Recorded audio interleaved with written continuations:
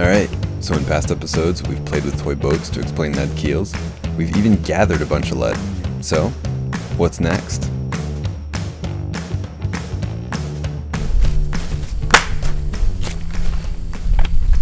Alright, let's talk about melting lead.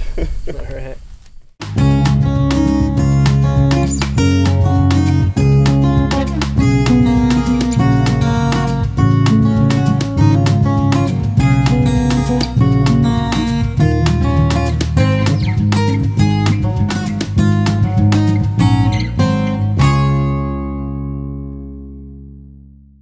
Alright, boys, you've got the mold. What about this pour? Whoa! It's scary. That's what.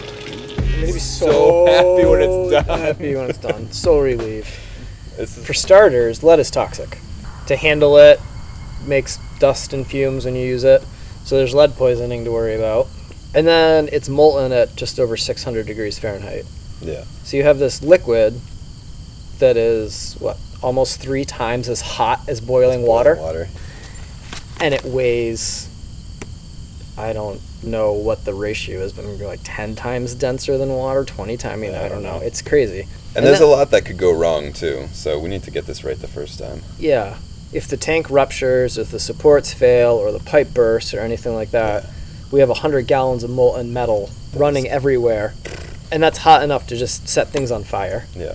And I mean, imagine if that tank ruptured and you were standing there and were all of a sudden knee deep in molten metal. You would fall into it and die. It would just scorch you. Yeah. So it's pretty scary. So the plans come with the iron keel. Yeah. And we looked into getting that poured. And because iron melts at like 2,000 degrees Fahrenheit or something ridiculous, we can't do that here. ourselves. Yeah. And I think the cheapest I could find was like 30 or 35,000 for the iron keel. Yeah. It's a little out of the price budget.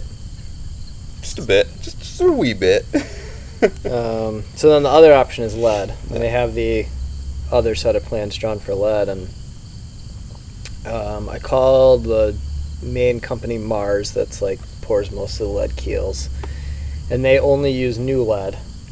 And it was $2 a pound. So it would be $20,000 just for the lead. Never mind also paying them to pour it. Yeah. Also, a little bit out of the price budget. Yeah. Ridiculous. I mean, what were we getting lead for now? I don't think we paid more than 50 cents a pound. Yeah. I think that was the most we paid. It was a lot of work, but... A lot of work. But, yeah, so lead only melts at like 600 degrees Fahrenheit. So you can melt that over wood fire at home. So yeah, we could do it at home, and we could get the materials a lot cheaper than $2 a pound. So yeah, I think, 2 sailboat keels and another like 2,000 pounds or so of just random scrap stuff we collected. Yeah. And including the wheel weights, which we had to melt down. yeah. Yeah, so that's part of the issue with doing the pour is that you need to know how much lead you have. And when it's in forms like wheel weights where it has metal clips to it and everything else that aren't lead, it's kind of hard to weigh it and know what when you it's all in have. bits and pieces with other stuff. We need to figure out how to consolidate it and figure out exactly how much we have.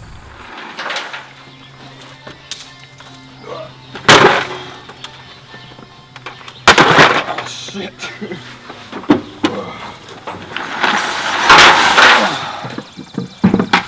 So that's where you melt it and do what we did with those first couple attempts with the pour. Yeah, which was... A bit of a nightmare, yeah. But we learned a lot. Yeah, it's a long day. Yeah.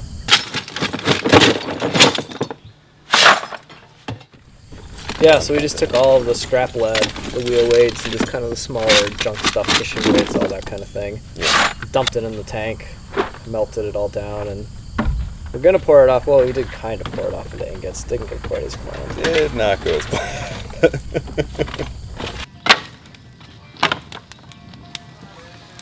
And we decided to do the concrete mold because I had found a thing about it, someone who did a 10,000 pound pour, and they did it in concrete, and it all worked really well. And I was like, all right, that sounds simple, and we don't have to waste a lot of lumber, and okay. And now that we've done more research onto it, there's a lot of issues with that. There's a lot of issues. So if the concrete is dry and solid, it'll work, no problem. But if there's any moisture in the concrete, Like you said, water boils at 212. You put in 100 gallons, 10,000 pounds of 600 degree metal. That water is going to go from liquid to vapor in a split second. Yeah. And that's not just steam coming out. It actually explodes. It can. So that's the thing. With something like a wood mold, that it'll char, but it won't actually burn too badly, because for wood to burn, it needs heat and it needs oxygen. Yeah, it needs the two to do the chemical reaction. And when you have all of the lead against the wood and the wood's buried in the ground, there's just not enough oxygen really for it to burn. So it'll char and it'll do a little bit of damage in the inside, but really not too catastrophic. But you have moisture in the wood. Wood is relatively porous, so the steam just like screams through the fibers of the wood, and the lead will bubble and gurgle a little bit, might splatter some, but not terrible. Now, since concrete is solid, that lead has nowhere to go, or that vapor has nowhere to go, and it explodes. Yeah, it builds up pressure and then has to release somehow.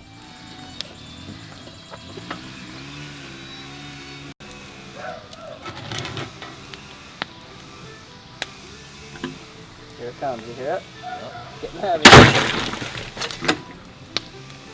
Whoa!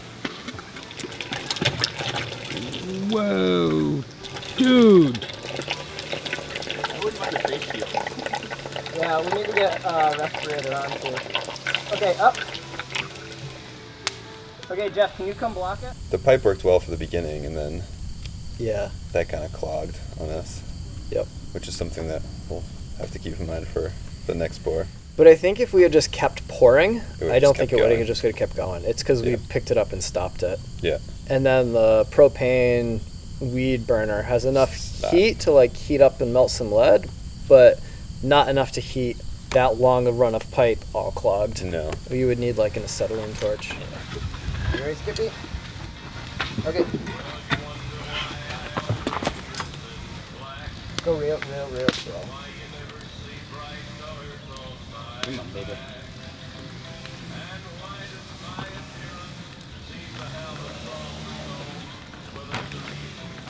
Yeah, but you didn't want to happen. All right, we gotta lift it up. Jeff, block those again.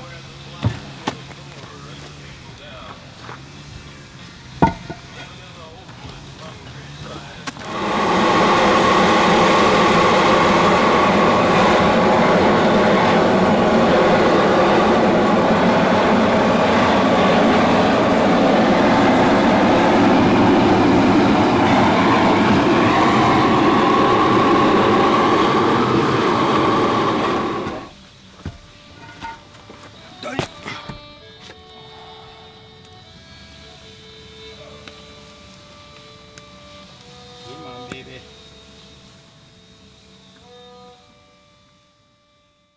We managed to do it because of the leak, right? We sprung a leak underneath the tank. So this is the smelting tank. And as you can actually see here, it's pretty rusted and pitted in the inside. So I couldn't see that when we first bought it. It seemed really solid. And judging by how thick the welds were, it seemed like the steel was thick. But the steel on the sides was thinner than I thought it was. And then with the thin rust spots, we tried 2 different pours and sprung a leak both times from different places. Yeah.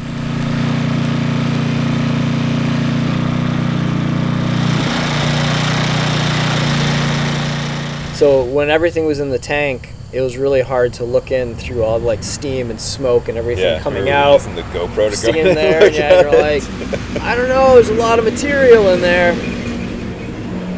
So then we just cranked the fire, and that's when the structural supports, they started to bow and deform a bit. And then we started getting the blue lead out. Yeah, it was hard to see what we had in there that was lead and what was not lead, because a lot of wheel weights are made out of other things too, right? Zinc and iron, and neither of those will melt in there. Yeah.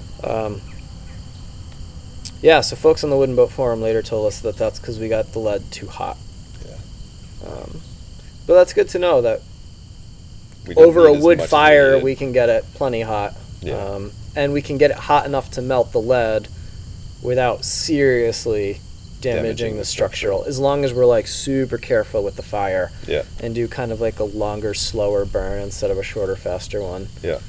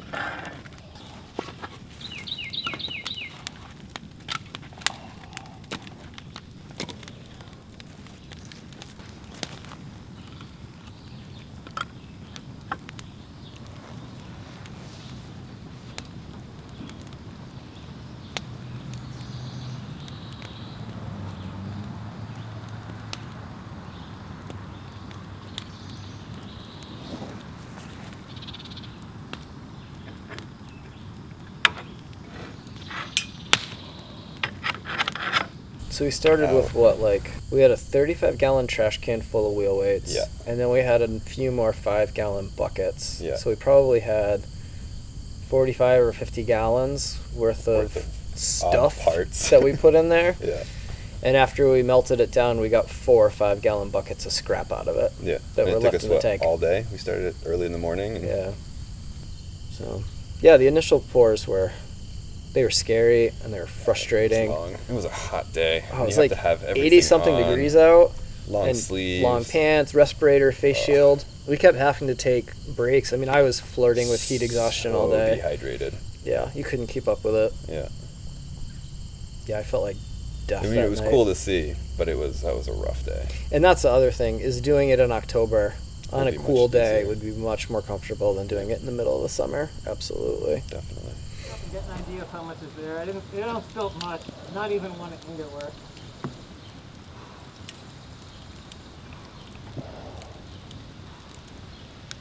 Well, It stopped blowing completely. And I stuck the little poker in there. It was like, whoa, lead.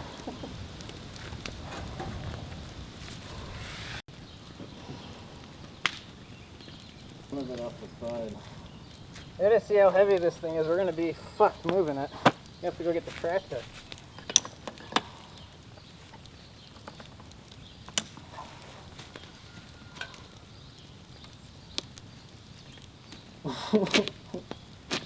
we can pull it together, right? Yeah, but I don't know how much more we should put in there. We've only got a couple more things to make ingots out of. Let's pull it out of the way. We'll put one of these big bread pans underneath. And I'm gonna go hunting for other things and you can just keep swapping those out. Mm-hmm. Here, I'll pull and see if you can just scoop that pan in as soon as it comes out.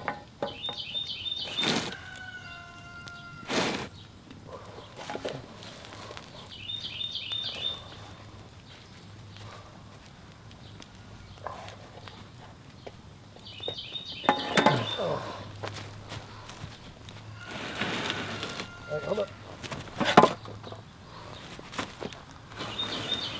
Alright, watch your foot. Come on, let's get further back. Let's pull it out of the way. Okay. Oh shit, I missed it. Shit. Where are the vice grips? I thought they were in the wagon.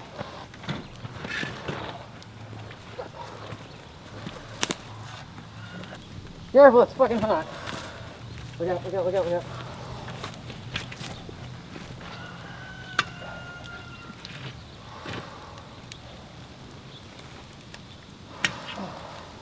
Okay. It's just like this weight sitting on our shoulders. Yeah. And everyone wants to know, when's the pour? Have you guys poured? And we're like, Yeah. we want to and we will. But it's not something we want to rush. Yeah. And it's not like some small thing. No. And I don't know, it's a hard concept to understand how dangerous this is. The more we think about it, and I don't think we're psyching ourselves out. I think we're actually like really coming to grasps with. No, we just want to do it properly. I think Yeah. we're thinking it through. So if we have a big moisture pocket in the mold and that explodes, it's going to do it violently and it's going to throw chunks of concrete and chunks of molten lead everywhere. It's also going to ruin our mold. Mm-hmm. So then we'll have to start all over We'll have to again. start all over again. And then we're going to have to cut up all the lead to put it back in the smelter, and there's going to be chunks of concrete in it, which the chainsaw's not going to cut through. Exactly. So cutting up it's going to be a nightmare. Yeah. But if we go back and decide to do a wooden one, we made the plug and we made the mold, and we probably did a week's worth of work and several $100s in materials Yeah. for nothing. So we're kind of stuck between a rock and a hard place right now. Yeah. And it's also why we've been dragging our feet so much. We want to make sure that this is done right. We just want to do it once. This is and a big piece of the it's so project. scary. Yeah. So scary. So we're getting there though, and we should be pouring in October. Hopefully, yeah. We've got the film festival, and hopefully by then we can have all the backbone timbers glued up. And that's the other thing, is we need to glue when the weather's warm. Exactly. So we've been working on that, and then once the backbone timbers are glued, we can kind of put that on the back burner, and if it gets cold, it's not a problem. But I'd like to, by the beginning of November, have the ballast keel poured. Yeah. Whether we use a wood mold or whether we use a concrete mold or however, I want to get that done and off our backs. Yeah.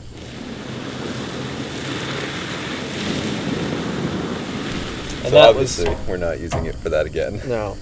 This is going to be another video. Yeah. So we, after we found out it wouldn't work, I took the grinder to it and cut it apart and turned it into a steam box and generator, or steam tank and generator. So It's worked really well. That'll be a really exciting video. bottom part's the wood stove part, and this part's all filled with water, and then we boil that and put it into the steam box to bend things. But we'll cover all that later. We'll go through that. How much fun was that guy that stopped in yesterday? That was awesome. Yeah. That was great. So what happened? So we got home from work. Alex and I both had kind of shitty days, and we were sitting in the kitchen just talking about our day, and this white Subaru pulls in and parks, and this guy gets out, and he's like kind of grizzled looking. He's got white beard, kind of whitish hair, and he's looking around and kind of going over by the boathouse, and Alex and I are like, what's this dude doing? So we come out and we ask him if we can help him, and he's like, I don't know, maybe. He's like, you guys build boats here? Yeah. And so we told him, our story, and he was just walking around the boathouse and looking at the bandsaw and the plans, just like, it's like, my mind is blown. He's like, very impressed, gentlemen, very impressed. Yeah, it was just so wild to have the guy just drive by, see the signs, pull in, and we walked around the boathouse, and he was here for maybe 10 minutes. Yeah. But it's so cool to see how excited people are. And he was just, he was like, you guys are blowing my mind. You guys made my day. And we're like, well, you made ours, because we had kind of crappy days at work, and to see someone that enthused with our project was pretty awesome. Really cool to see. So we love that. Yeah. So Let us know if you're psyched. Yeah. Or if you're around, come by. Yeah, if you're driving by and see this crazy structure and the cars are here swinging. Or even if you're in the area and you want to come by, shoot us a message. Yeah. Yeah, we're out here quite often. Yeah. Oh, and tomorrow's my last day at the gym. Yes! Oh, yeah. I don't know if we mentioned that yet. Full-time boat work. But I gave my notice, so as of next week, I will be a unemployed boat builder. And I've got a friend with who has a tree crew. I'm going to do a little work with them, maybe some substitute teaching, start selling off some of our possessions that we're not going to need, and work like a dog through the winter, cash in my 401k to make up the difference. And we're going all in on this. Yeah. So the hope is I can basically spend October, November, December, January, February, March, and April working like a dog on the boat. Mm-hmm. And by then we should have something that looks like a boat, finally. Yeah. We've got a lot of parts piling up. And then by then my 401k will run out, and I'll either have to go get another full-time job, or hopefully Let's see if we can get some help. we'll have gained enough traction, and the project will make up the difference from the 401k, and we can just keep rolling. Yeah, we'll see. But we'll see. We pulled the trigger. I never thought my mother would be proud to say that her son is an unemployed boat builder, but I think she really is.